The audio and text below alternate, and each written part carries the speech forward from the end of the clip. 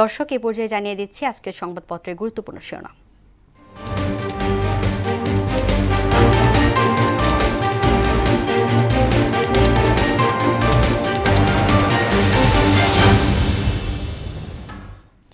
দর্শক, প্রথম আলো শিরোনাম করেছে, প্রথম আলো কার্যালয়ে হামলা ও অগ্নিসংযোগের ঘটনায় মামলা, হাদি হত্যার বিচার ৩০ কার্যদিবসের মধ্যে করার দাবি, এ আঘাত বাংলাদেশের উপর।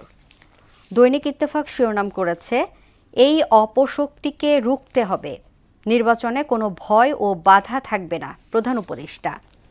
তারেক রহমান ভোটার হবেন ২৭ ডিসেম্বর। সমকাল শিরোনাম করেছে, ছোট দলের প্রার্থী আত্মীকরণের কৌশল নিয়েছে বিএনপি, মত প্রকাশ তো দূর, এখন বেঁচে থাকার প্রশ্ন, আসন সমঝোতা নিয়ে বিপাকে জামাত। বাংলাদেশ প্রতিদিন শিরোনাম করেছে, নিরাপত্তা নেই কোথাও, নির্ধারিত সময়েই নির্বাচন হবে, মার্কিন দূতকে প্রধান উপদেষ্টা। বিচারহীনতার সংস্কৃতি ও আক্রান্ত গণমাধ্যম। যুগান্তর শিরোনাম করেছে, ভারতে বাংলাদেশের ৩ ভিসা কেন্দ্র বন্ধ, শিলিগুড়িতে ভাঙচুর, নির্বাচন কেন্দ্রিক নানা মেরুকরণের সম্ভাবনা, নতুন কোনো বার্তা দেবেন কি? রাজশাহীতে নির্মম নির্যাতনের হত্যা, হাতে পায়ে পেরেক ঢুকিয়ে মধ্যযুগীয় বর্বরতা।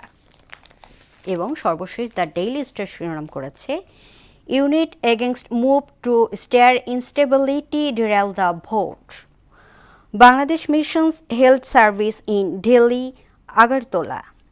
A year of economic repair, the interim government has pulled the economy back for the brink, but investment remains in the doldrums.